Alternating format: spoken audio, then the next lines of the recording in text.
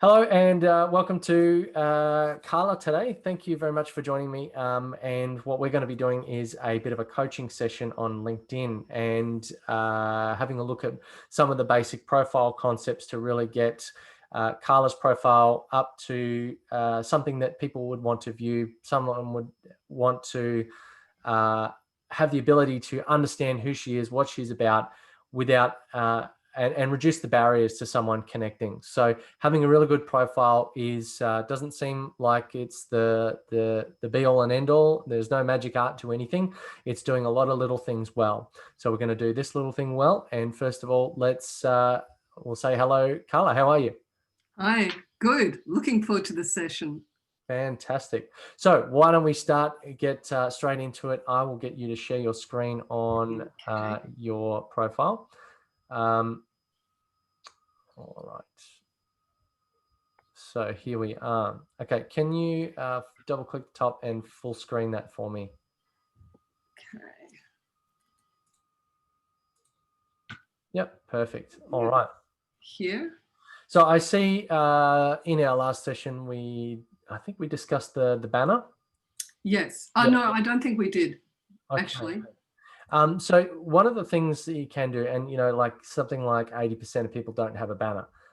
There is over 800 million users on LinkedIn, and many of them are just users of sort of chance or happenstance.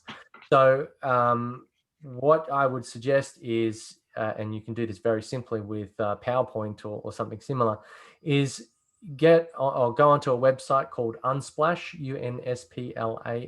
Unsplash, and there are plenty of free images that you can go, one that aligns with your brand. In PowerPoint or similar software, you can use a text box to overlay some text in an area which maybe has a selling point or has a tagline or your website or something that gives a little bit more information. That's an optional extra, but just something that tells people a little bit more and reduces the barriers to someone wanting to connect with you. Last time we spoke about having your business pickup line.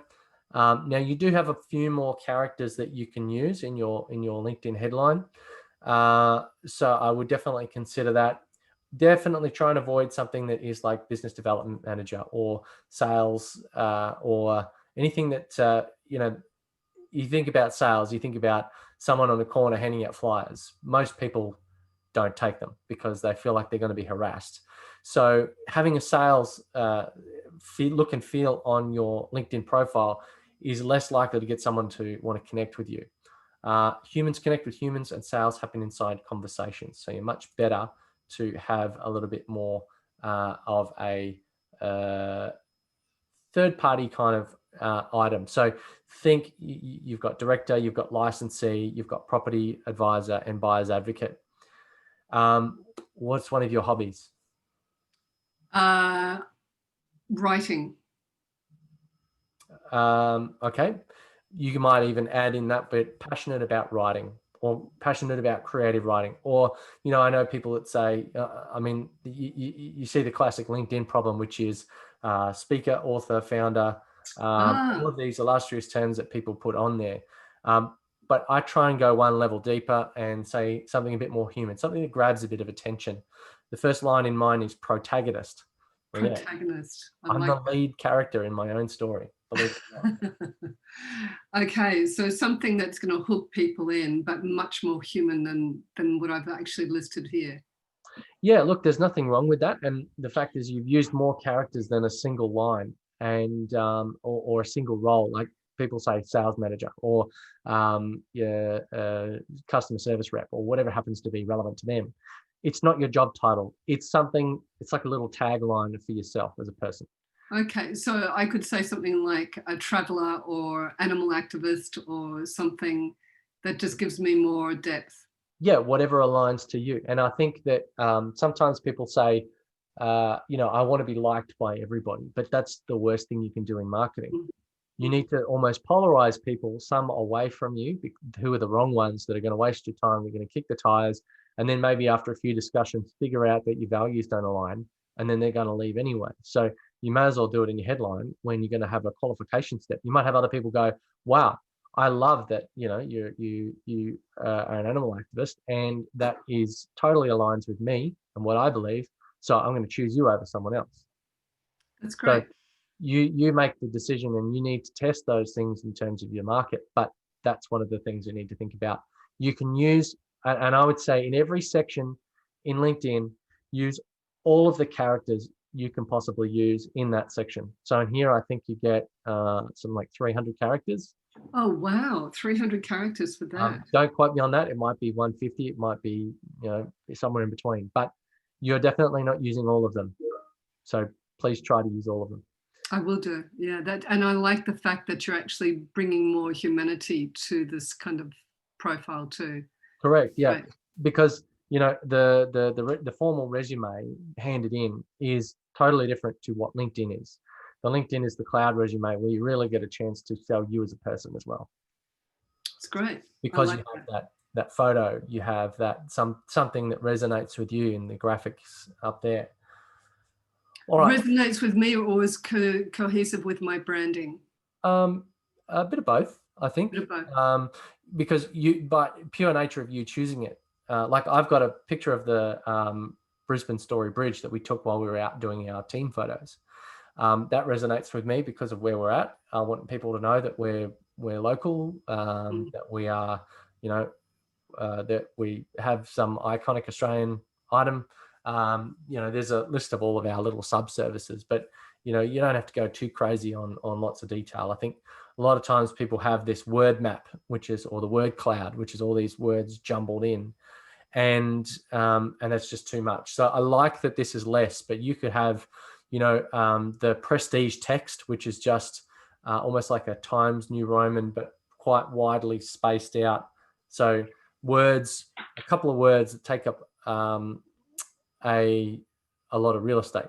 So maybe you could have, since it's somewhat real estate related, you could say space to breathe, or space to move, or whatever happens to be that is going to resonate with your target audience or your target market. Right. I really like that. That's great. Thank you. All right. So the next one is, I can see that you've added this providing services section, which is really good. However, can I get you to click on the see all details bit in there? Okay, so you've put real estate there. That's great. But you actually have 50, I think it's somewhere between 15 or 50 tags or whatever. Basically, you have a hell of a lot more tags in there that you can use. So click on the edit button. And you want to use as many as you can. So here, see where it says add service. So you then might be able to search for property. Right. Or consulting, or, whatever the different elements. So we go, property. See, that doesn't, none of those fit me. Architecture. Yep, there it is. I'll put that in. And you'll take the time and you'll go through all of these, and not even, they don't necessarily have to be services that are your services, or they're just keywords that align with your services. So anyone who puts something in the search, because this is a web page that's globally accessible from external to LinkedIn as well. Half the time, I Google some people, and somewhere in that list is a LinkedIn profile on them or their company. And what it does is it gives three-dimensional space to a two-dimensional information source. So that's great. You as a person, I can meet you, I can shake your hand, I can walk around you, I can ask other people what you're like. Online, this is your profile. But what you're doing is you need to connect it to the outside space, in that you might have a LinkedIn, an Instagram, a Twitter, a website, an email sequence. But all of these things are just adding layers and depth to your two-dimensional online reality. Right. And part of that is having keywords that associate. If someone goes and finds a one-page website with not much info, there's not a lot of digital substance to you as a brand. Right. So all you're trying to do is increase that depth, increase that substance. Great. So I'm bringing texture to this. Correct. That's great. I really love that. And I'll spend time expanding on the services. Yeah. So click on the save button, and we'll just go through each of these items and highlight some optimizations. So hit the pencil icon. Yep. Now, last week you gave me some really good tips, and one of them was the PASSA acronym. Yep. And I used that to rewrite my profile. That stands for problem, aggravation, social proof, solution, social proof, and aggravation. So that is an acronym set which allows you to structure the paragraphs in your summary.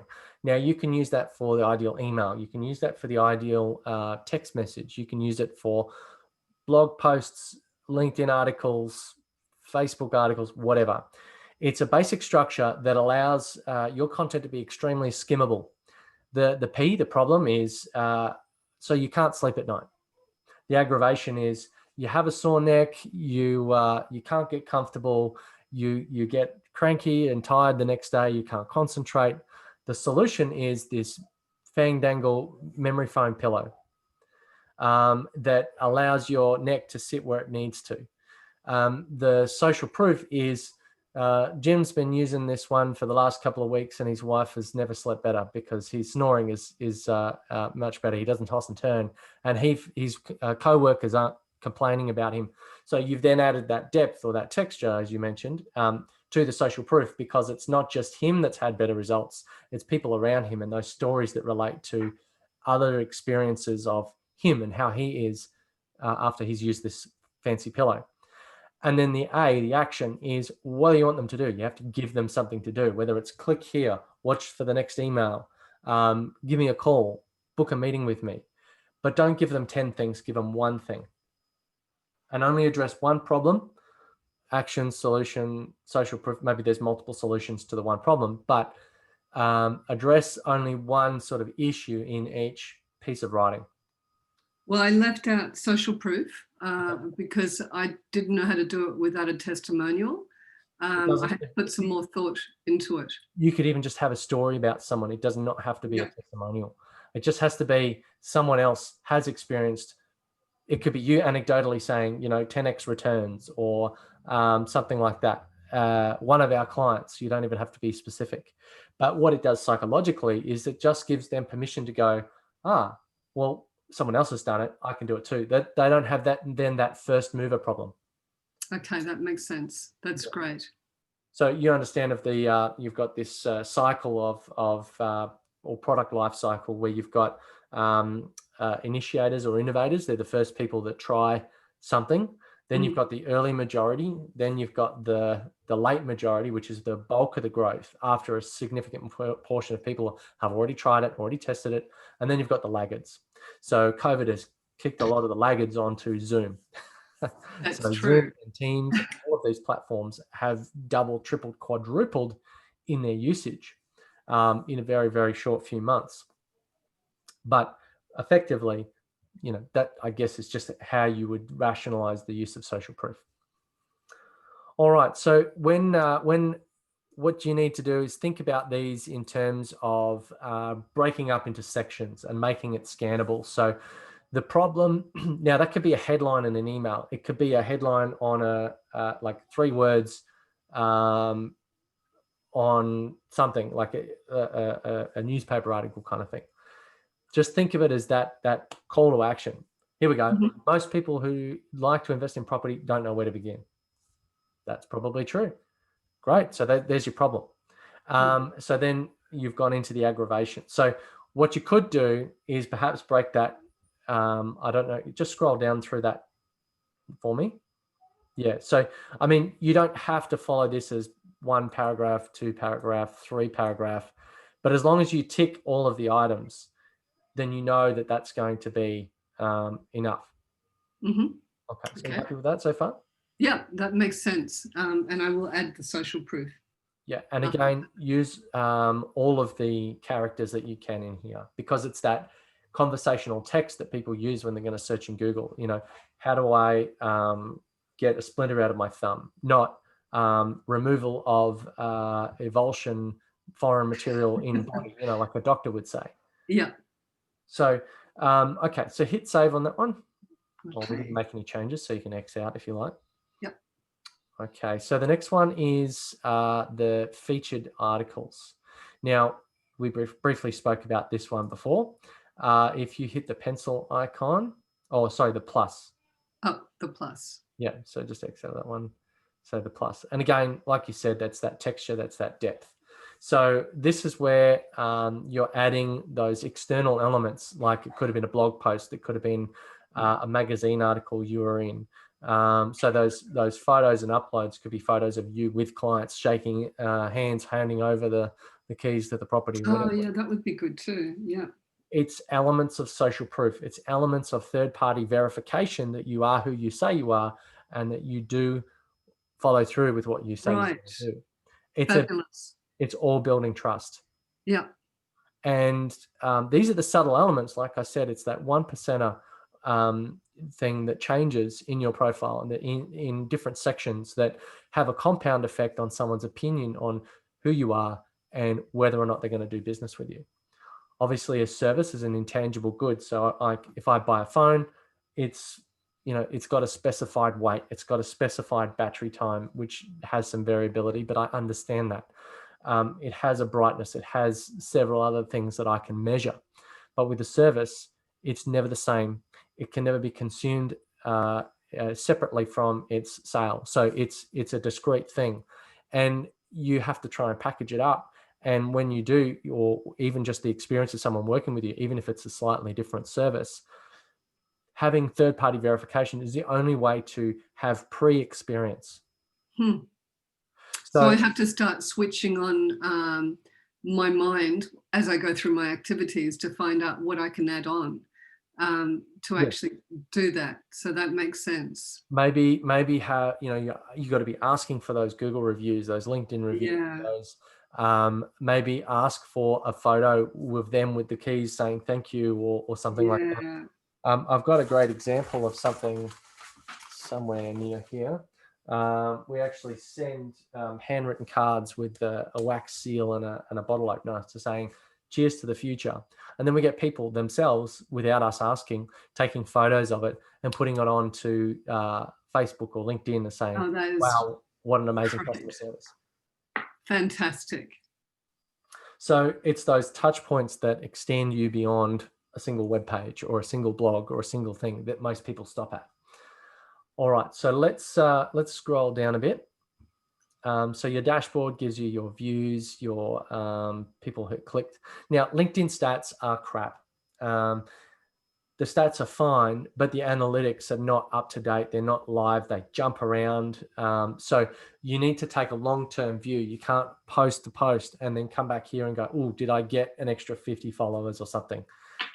It's not granular whatsoever. So don't rely on it from a short-term perspective. Just pick a path, a strategy, follow that for a couple of weeks and then review and then see if it's having an impact. All right, so then down here, activity is just your likes, comments, posts on whatever. Your experience section, if you could bring that up to the top. Yep, and then just, okay, so in here, again, like that summary section, you get a whole lot more words that you can use. So feel free, like I said, with that natural language text, people are relying on that when they are searching these things to make sure that you, to find someone who, is a buyer's agent that cares about, where the dog, pets or something like that, as an example. So, can I ask you, how do I find out how many characters, because I don't want to spend time writing content only to find that I'm limited. How do is there a quick way of finding out that? I'm sure with a quick Google search, you could probably say how many characters. Oh, cool. That makes sense. Because someone else has written an article somewhere using natural language. Yeah, that was a silly question. Okay, that's good. Okay, so click on the see more. See more. Where's see more? Just here. It expands those. Oh, okay, just there. Yeah. Not the pencil, no, just see the dot. Oh, see more. Yeah. All right, so this one's quite good. See how you've got quite a lot of stuff in there. You've got those experience line items, and you've filled quite a significant amount. I think that would probably give you an indication of how much space you've got to be able to write. Yeah, that's a lot of space, isn't it? And the fact that someone's got to click to see more shows depth to who you are and what you've done. And okay, so I'm going to do that with the VisionWorks, which is the most important one of all. So yes, and being your most recent, generally that's the most salient one, or probably the top 2 or 3. If someone's going to skim your profile and give it a couple of minutes to look in a bit of depth, they're going to send some extra, or they're going to spend some time on those elements. So scroll down a bit more. So I wasn't able to get the links to the website there. Just go to edit. Edit. Yeah, I think they do hamper some of the links, but you can generally add, see where it says media, add a link or external documents. So then you can click on upload or link. So you've already got that one there. Cancel. So yeah, so link. I tried doing that and oops. Yeah, so just make sure you see I've got that there. Make sure your URL is correct. So is it do you know if it's HTTPS? Yeah, I can go straight there now. Okay. Oops. That's it. Yep. Okay, so copy that and okay, so it's a secured. So HTTPS. Oh, it's, how do you tell that? The little padlock, but when you copy that will copy to the clipboard as well, so that's not a problem. So I'm going to put that link just there. Yeah, paste. And then I'm going to click on the add. See where it says add? Oh, add. Right. Okay, I'll just do that again. Yeah.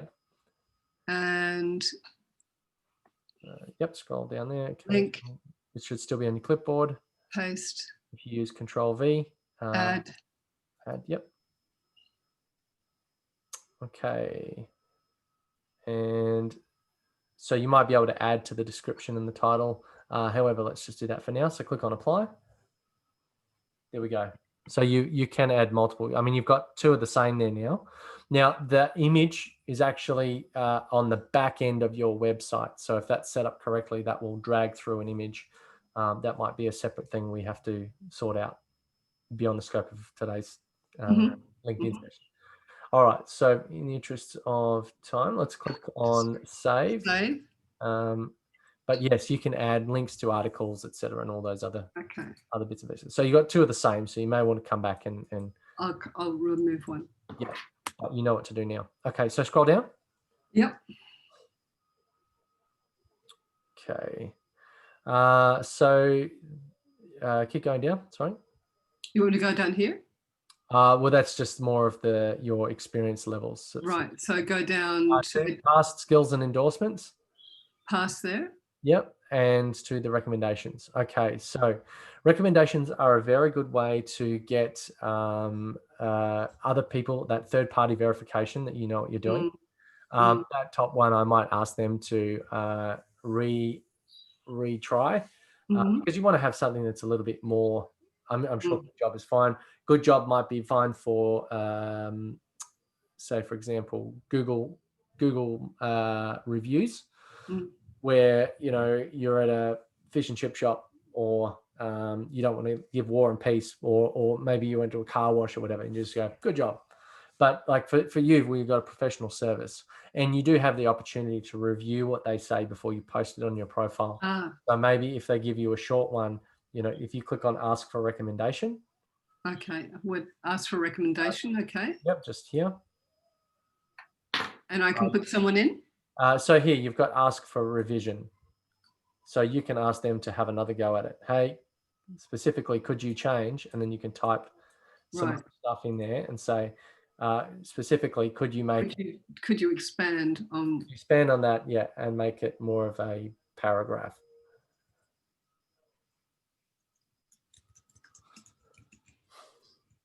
And, there's no shame in asking for a review, because if they don't think you deserve one, they'll say no. But the easiest thing to do is nothing. So even if they thought you did really well, they're probably just going to go about their daily business, because that's the easiest thing to do.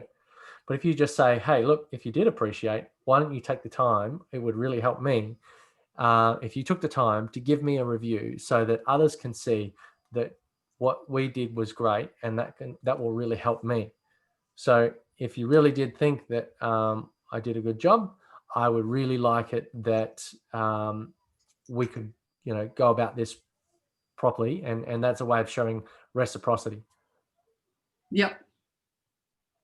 Okay, that sounds good.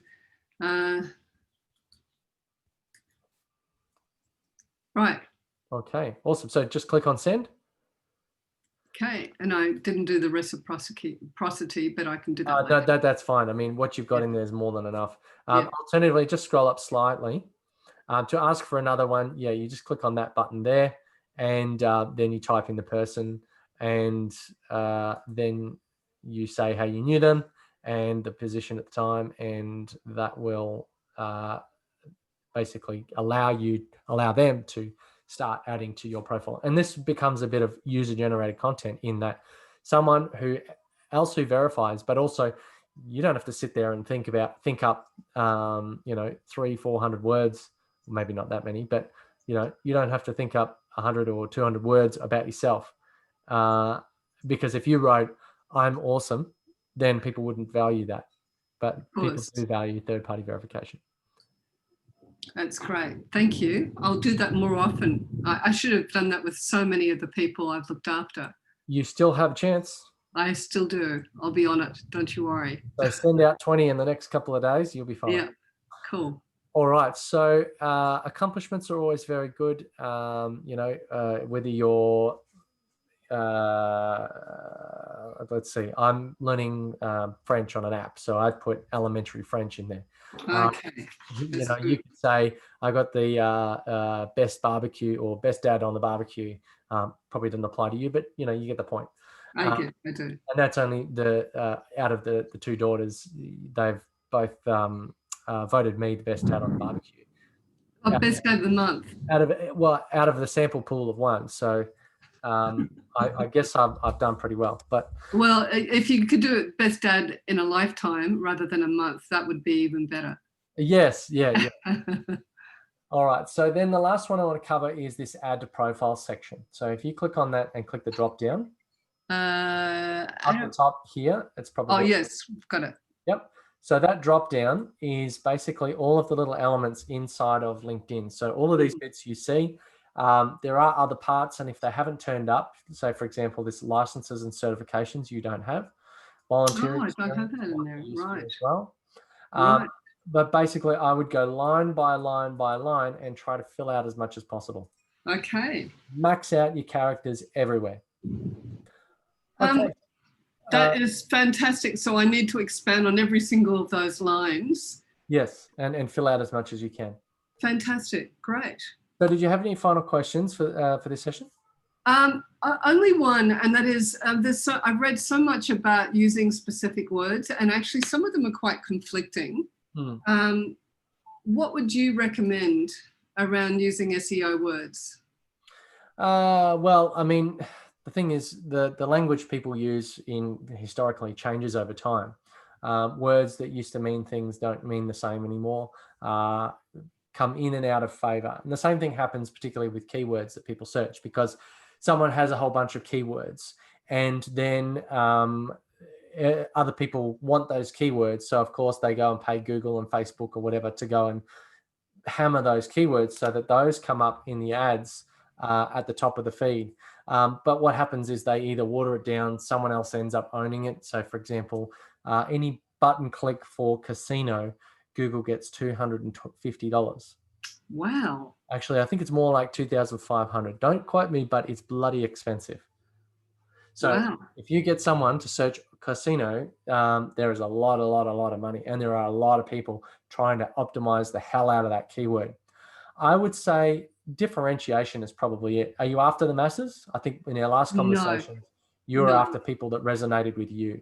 Exactly. And I think authenticity matters. Find the people that want to find people like you, not the ones that want to follow the crowd. So if you're going for the big numbers, then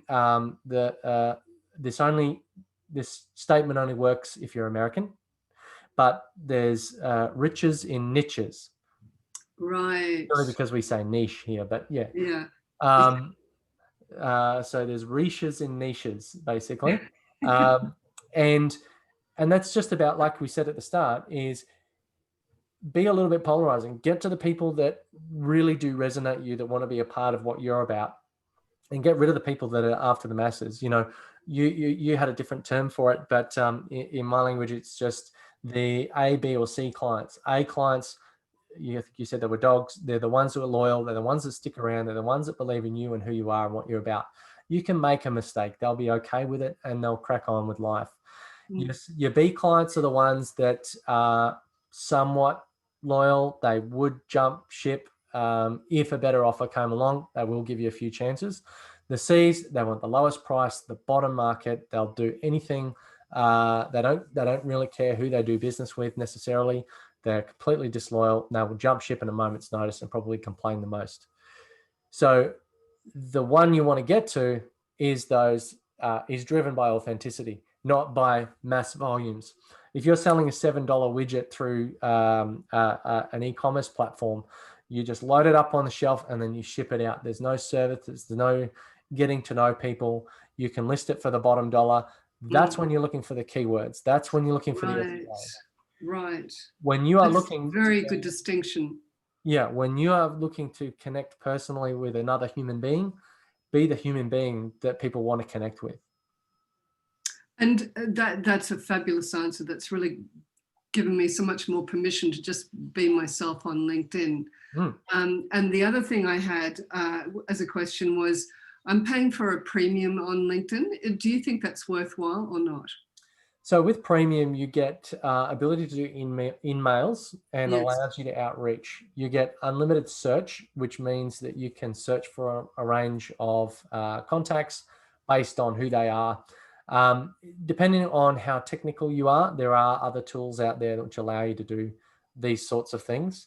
There is an element of fingers to keyboard, spending the time and doing the work to go out and sit there and message all these people.